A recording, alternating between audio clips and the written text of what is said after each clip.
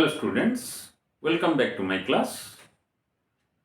Today we are going to discuss one poem from Eunice de Souza, Bequest.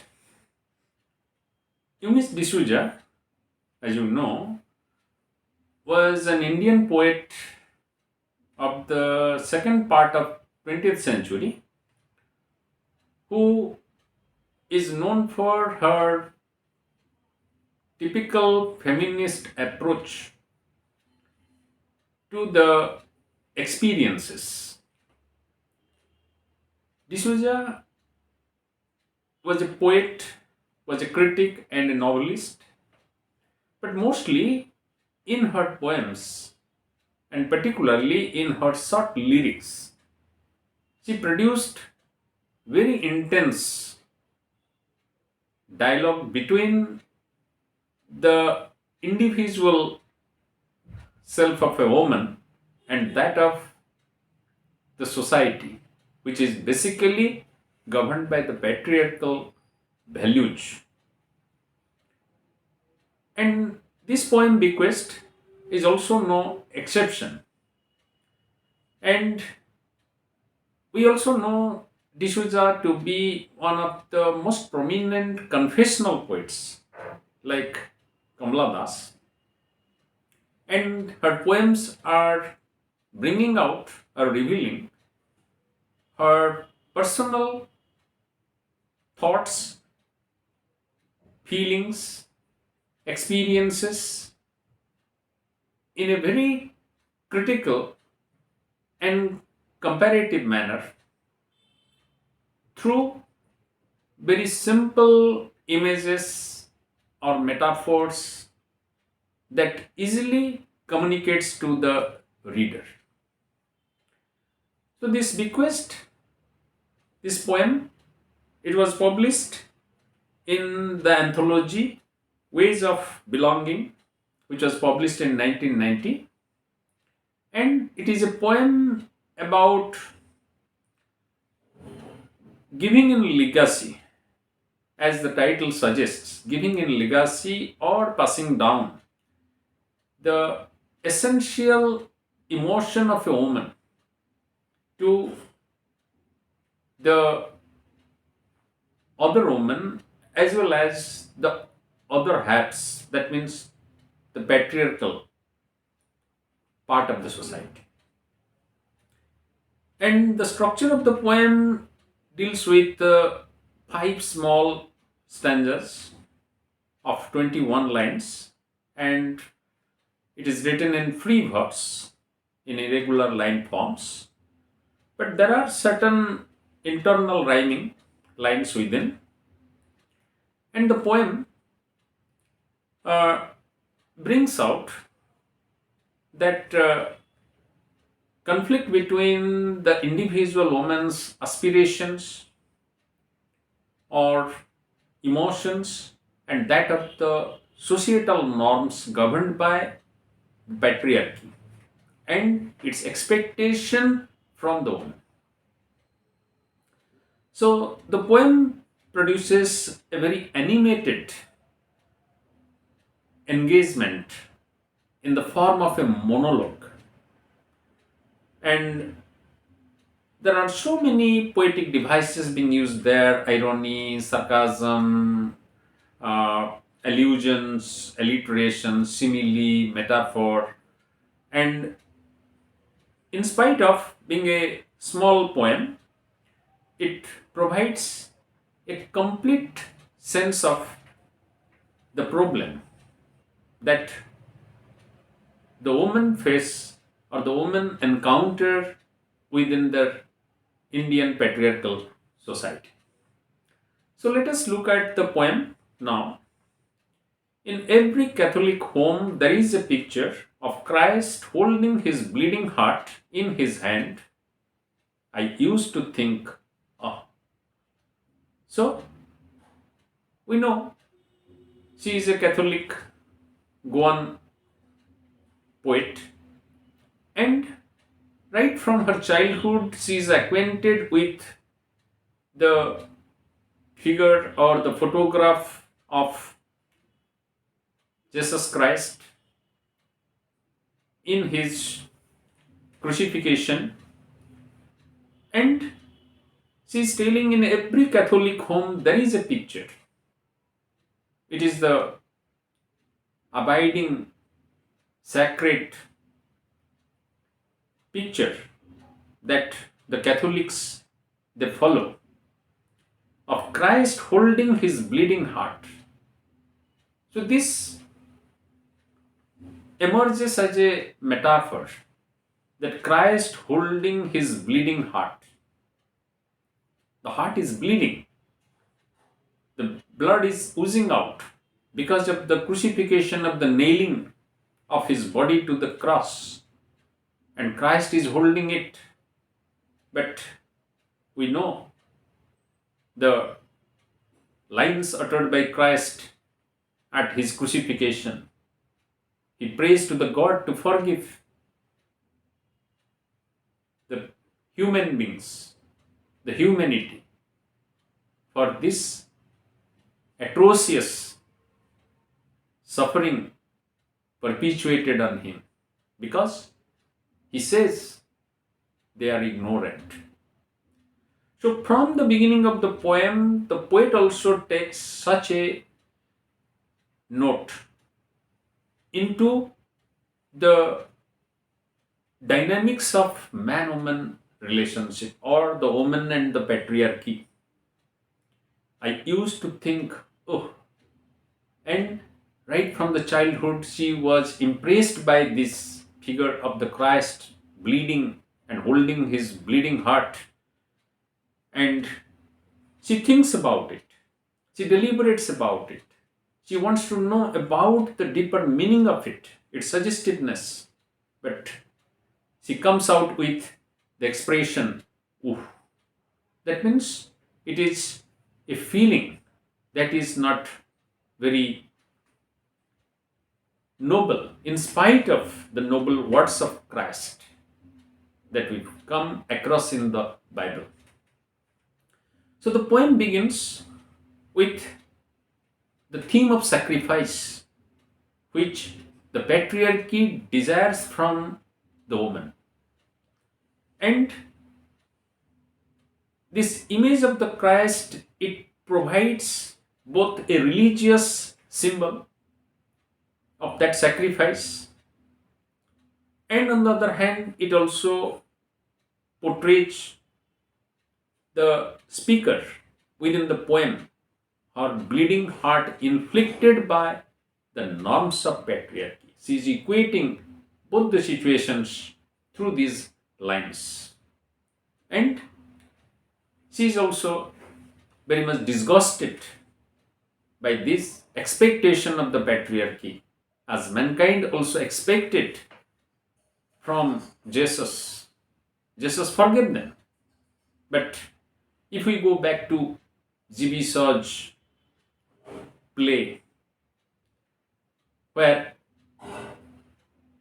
he thinks about, in the end of the play, he thinks about if the great men who were tortured, if they will come back to the human society, what will happen? They will again be crucified. So the poet is expressing her disgust about it, as she knows that the expectation of the patriarchy is one-sided. There is nothing holy about it. There is nothing love in it. The love is only coming from the Jesus for mankind, not otherwise. In the next, we encounter three lines. The only person with whom I have not exchanged confidences is my hairdresser. It is very ironical. The only person with whom I have not exchanged confidences. It suggests that she has exchanged her confidences with each and every one. That means she has talked to all the people around, that why this norm where the woman has to sacrifice everything. The woman has to be the ideal only through the sacrifice. Why this idealism is expected from the woman by the patriarchy. Therefore, she is telling, I have not exchanged confidences, is my hairdresser. There is double irony. Because we know that in our Indian society, that the hairdresser is one of the most trustworthy confidants. We share many secrets with the person. But here, she has not shared it with the hairdresser. That means whatever she can share with the hairdresser, she is sharing, but she is not sharing about this disgust about the man-woman relationship, the uh, failure of her expectation from the patriarchy in a reciprocal manner. So this stanza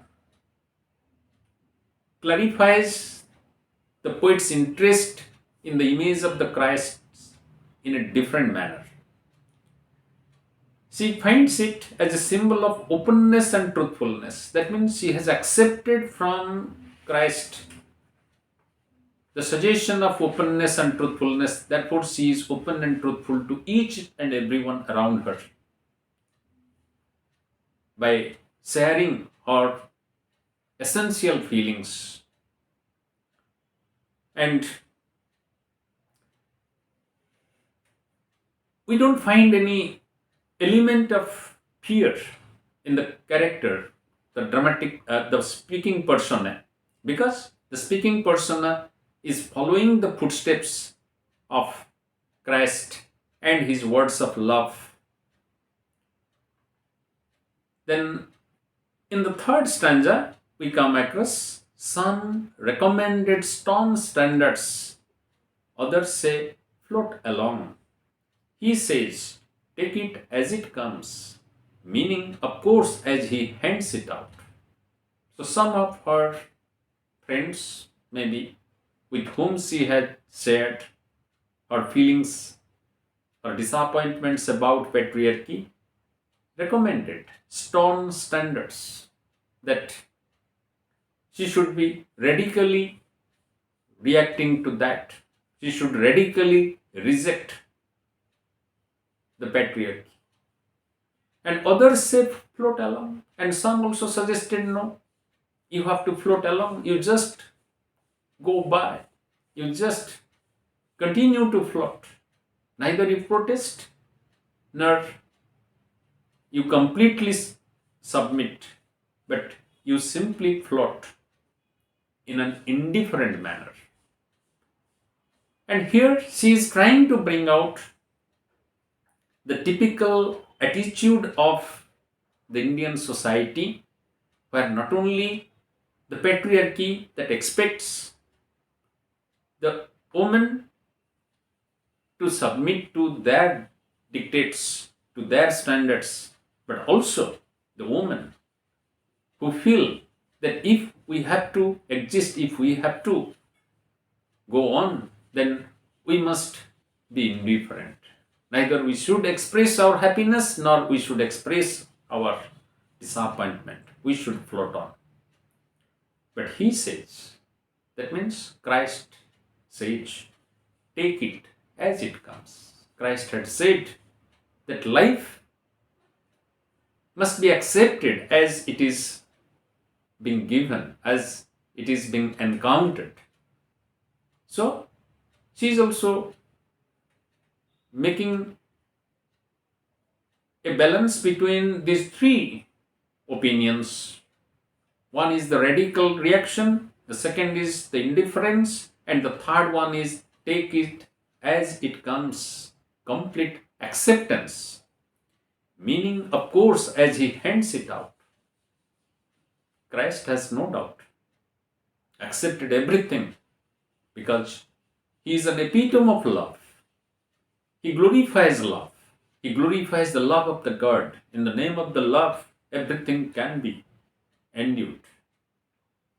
So these three different options are before the poet or the poetic persona. And in the fourth one, she says, I wish I could be a wise woman. The poet wishes that she could be a wise woman. Then what is a wise woman? And who gave that nomenclature of the wise woman? Because wisdom is a patriarchal domain. Man has created the concept of wisdom, and man has given this nomenclature, wise woman, to those women who endure, accept all the patriarchal demands with a smile. Because wise man is a person who is not troubled by anything. So the wise woman here emerges and in the patriarchal society as a woman who endorses all the patriarchal norms with a smiling face. So she is telling, I wish I could be a wise woman. I could have accepted all these things with a smile. I could have emerged as a wise woman. And other women could have come and asked me that how you are happy in this situation, how you are not troubled, not perturbed, smiling endlessly, vacuously, like a plastic flower. But in the second part, she is bringing this simile of a plastic flower. The image of the wise woman is being compared with a plastic flower that is smiling endlessly and vacuously. The smile which is neither sincere nor having any sense. It is empty. It is artificial. So, the face of the wise woman in this patriarchal society represents that artificiality which is appreciated by the patriarchy. Saying, child, learn from me. The wise woman would have been suggesting the new girl child to learn from her that how you will be living in this society, how you will be growing up in this society, in this patriarchal society where in each and every moment, in each and every step, you will encounter very stern, rigid rules or norms. So, in this way, the fourth stanza, the speaker is presenting the heartless smiling to the child as an art. And in the final stanza, we find it is a time to perform an act of charity to myself. But finally, the poet is confused between all these options, what to do, and now she is completely being disturbed, completely being troubled. Therefore, she is telling it is time to perform an act of charity. So, following the guidance of Christ, following the principles of love of Christ, she is telling that I also want to do charity. But charity to whom? Not to others, to myself, to herself. What? Bequeath the heart like a spare kidney. Again, there is the sarcasm. Bequeath the heart. She wanted to bequeath, give in legacy, her heart like a spare kidney. That is the comparison. A spare kidney, the heart, which is the most valuable organ or the part of the human body and human existence. She is comparing it with a spare kidney. It is not only the part, the essential kidney, but the spare kidney. And here, by giving the allusion to kidney, the example of kidney, she is trying to bring the heart out of its essential role of human existence to a mere functionary organ, because the kidney is presented here as a mere functionary organ. So she also wants to bequeath her heart to anyone or to herself as a functionary organ, that my heart should beat. In one of the novels of Victorian age, we have found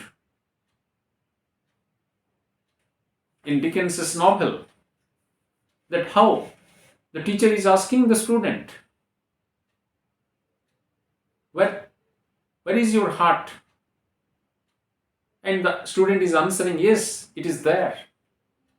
It is beating.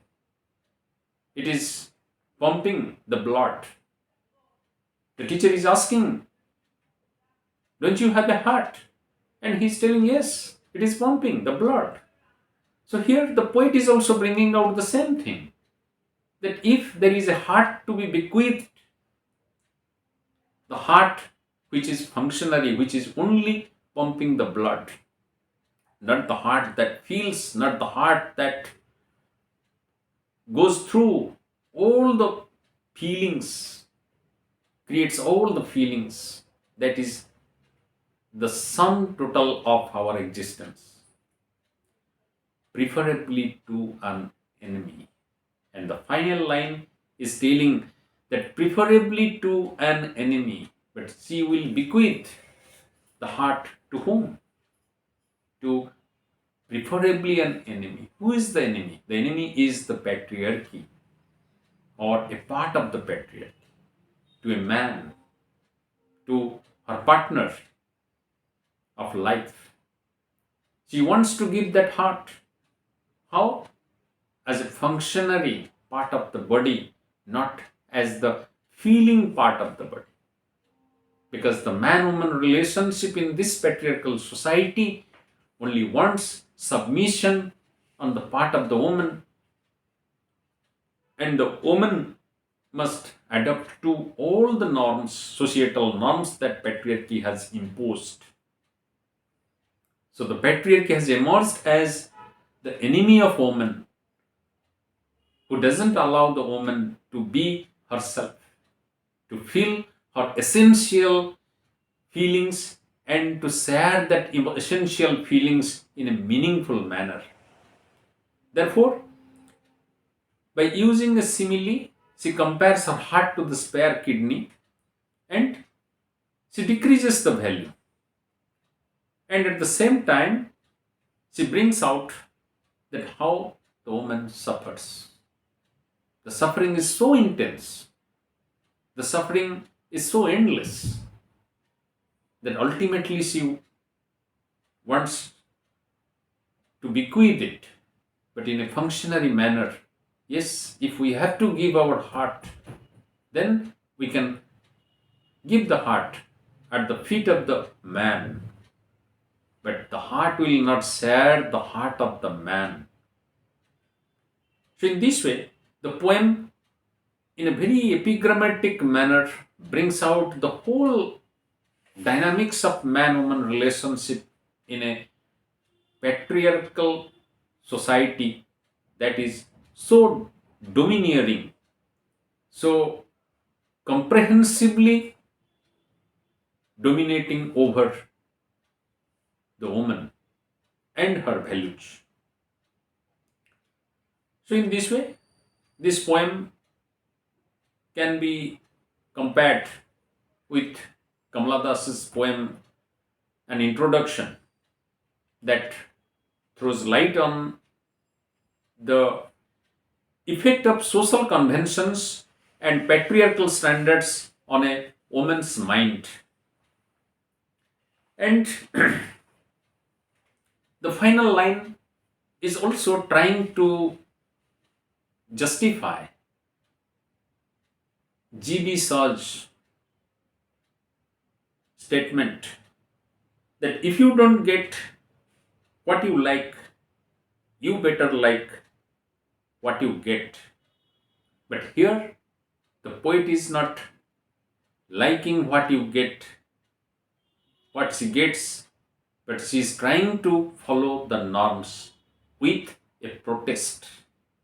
So the final line is a protest, and in this way, this poem is a very intense feministic expression. And from this poem, questions can be asked regarding the analysis of the poem as a feminist testament, or the tone of the poem to be analyzed. And I hope you people will do justice to this poem after listening to this. Thank you.